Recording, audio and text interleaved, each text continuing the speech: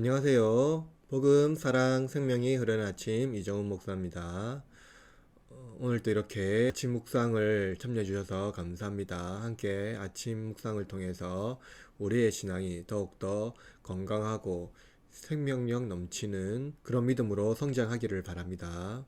오늘 아침은 신명기 19장 1절에서 13절 말씀이고 긍휼의 도피성이라는 주제로 함께 아침을 열고자 합니다.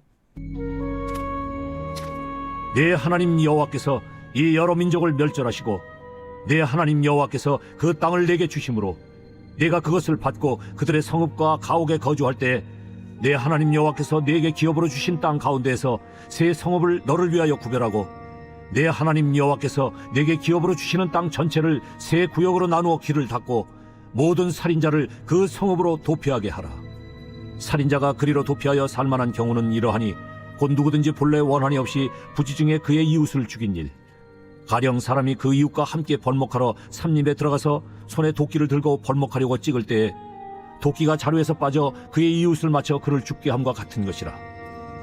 이런 사람은 그 성읍 중 하나로 도피하여 생명을 보존할 것이니라.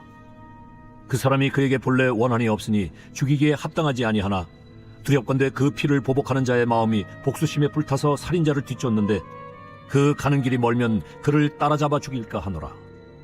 그러므로 내가 네게 명령하기를 새 성읍을 너를 위하여 구별하라 하노라. 네 하나님 여호와께서 네 조상들에게 맹세하신 대로 네 지경을 넓혀 네 조상들에게 주리라고 말씀하신 땅을 다 내게 주실 때 또 너희가 오늘 내가 너희에게 명하는 이 모든 명령을 지켜 행하여 네 하나님 여호와를 사랑하고 항상 그의 길로 행할 때에는 이 셋 외에 새 성읍을 더하여 내 하나님 여호와께서 내게 기업으로 주시는 땅에서 무죄한 피를 흘리지 말라. 이같이 하면 그의 피가 내게로 돌아가지 아니하리라.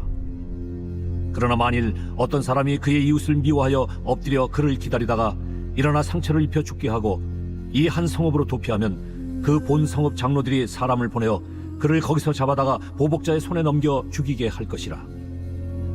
내 눈이 그를 궁일히 여기지 말고 무죄한 피를 흘린 죄를 이스라엘에서 제하라. 그리하면 네게 복이 있으리라.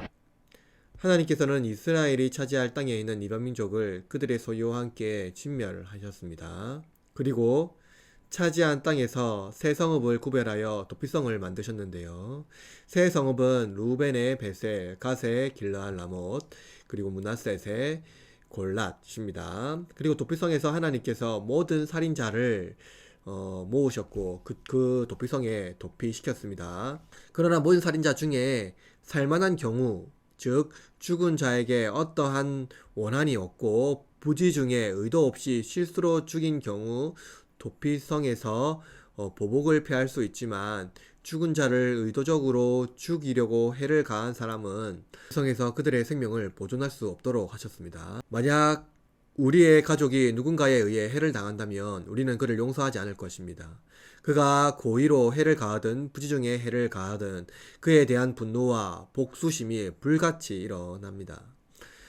복수심은 가족의 생명을 빼앗은 자를 죽이려는 열망으로 나타나는 것이죠. 원한이 없이 부지중 살인을 저지른 자에게 그를 죽임으로써 복수한다면 상황은 더욱더 나빠져 걷잡을 수 없는 위험한 상태에 이르게 될 것입니다. 도끼를 잡아 나무를 베려는데 자루에서 도끼가 빠져나와 사람을 죽였다면 그의 의도와 상관없는 일이 발생한 것입니다. 당시 사회에서 가족이 어떤 이유든지 막론하고 죽게 되면 합법적으로 죽인 자를 죽이는 것이 가능했습니다. 그러나 하나님은 도피성 제도를 만드심으로써 보복 살인에 대한 금지 규정을 정하셨습니다. 도피성 제도에서 우리는 세 가지 교훈을 얻을 수 있습니다. 먼저 누구나 실수할 수 있다는 것이죠.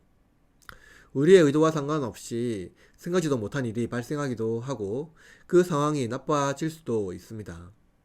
모든 사람이 자기 실수를 전적으로 책임을 져야 한다면 대부분 사람들은 경직된 태도로 이웃을 바라볼 것이며 실수를 용납하지 못할 것입니다. 실수가 용납되지 않는 사회는 이웃에 대한 배려와 관심 그리고 섬김이 사치스러운 일이 되고 오직 자기만을 위한 이기적인 공동체가 될 것입니다. 실제로 우리는 실수투성이죠. 저 같은 경우만 해도 하루에 수많은 실수를 저지르고 심지어 후회까지 합니다. 그런데 제가 실수하더라도 용납하는 공동체가 있기 때문에 좌절하지 않고 살아갈 수 있습니다. 하물며 우리 하나님은 우리의 실수를 어떻게 보실까요? 하나님 앞에서 우리는 용납받지 못한 죄인이지만 죄인을 위하여 이 땅에 오신 그리스도 덕분에 우리는 용납받게 된 것을 잊어서는 안 됩니다.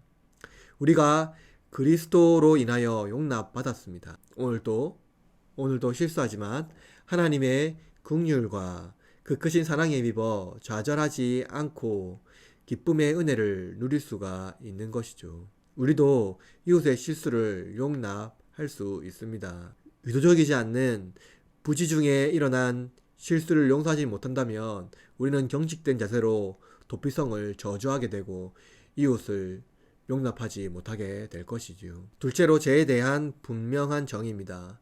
부지 중에 실수로 살인을 저지른 사람은 도피성에서 생명을 보존합니다. 그러나 이들도 도피성을 떠나서는 안 됩니다. 도피성이라는 울타리에서 그들은 자기 실수와 가족을 잃은 자의 슬픔을 경험합니다. 그러나 도피성에서 생명을 보존할 수 없는 사람이 있지요. 바로 보복을 위하여 의도적으로 살인을 한 사람입니다. 그들은 도피성에서 자기 생명을 보존하려고 합니다. 의도적으로 살인하고 바로 도피성으로 도망치는 자들은 도피성을 방패로 생명을 보존하려고 하지만 그럴 수가 없는 것이죠. 그들은 죄를 가볍게 여기고 자기 원수에 대한 보복심만 가득하기 때문입니다. 그 이웃을 긍휼히 여기지 않는 자들에게 하나님은 그들을 긍휼히 여기지 않으십니다.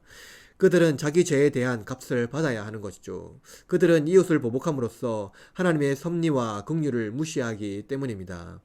의도적으로 보복을 위하여 이웃에게 해를 가하는 것은 스스로 죄의 심판자가 되려는 것입니다. 마지막으로 하나님 말씀으로 제도를 분명히 세우는 것입니다. 혈연지연 학연이라는 말이 있지요. 제도를 세워도 무전유죄, 유전무죄라는 말이 있습니다. 제도를 좌우에 치우치지 않게 세우지 못합니다. 기독교 세계관은 하나님을 우리의 재판장으로 섬기는 것을 말하는 것이죠. 우리가 하나님을 재판장으로 섬길 때 이 땅의 영광이 아닌 하늘의 영광을 기쁨으로 살아가야 함을 의미합니다. 제도를 은혜롭고 지혜롭고 그리고 정의와 공의를 실천하는 말씀 중심으로 세운다면 그 누구도 제도에서 배제되거나 차별받지 않고 보호될 것입니다. 그러므로 우리는 제도를 통해 참된 하나님의 의를 실천해야 합니다. 오늘 우리가 도피성을 세우신 하나님의 계획을 살펴보았습니다. 보복이 아닌 긍휼이 우리에게 필요한 것이죠. 은혜로 구원받은 우리는 이웃을 용납할 뿐만 아니라 죄에 대하여 단호히 거절하고 좌우에 치우치지 않는 건전한 제도를 세워가야 합니다. 여러분, 우리는 우리 속에 있는 자기의와 명백한 기준으로 이웃을 대해서는 안 됩니다. 때로 우리도 실수하지요.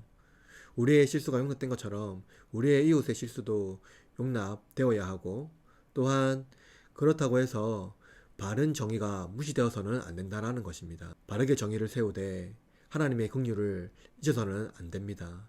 또한 이것을 위하여서 우리는 하나님 말씀으로 하나님의 바른 제도를 세워 나가야 하는 것이죠. 그것은 다분히 하나님 말씀 중심으로 이 세상을 바라보는 성경적인 가치관을 의미하는 것입니다.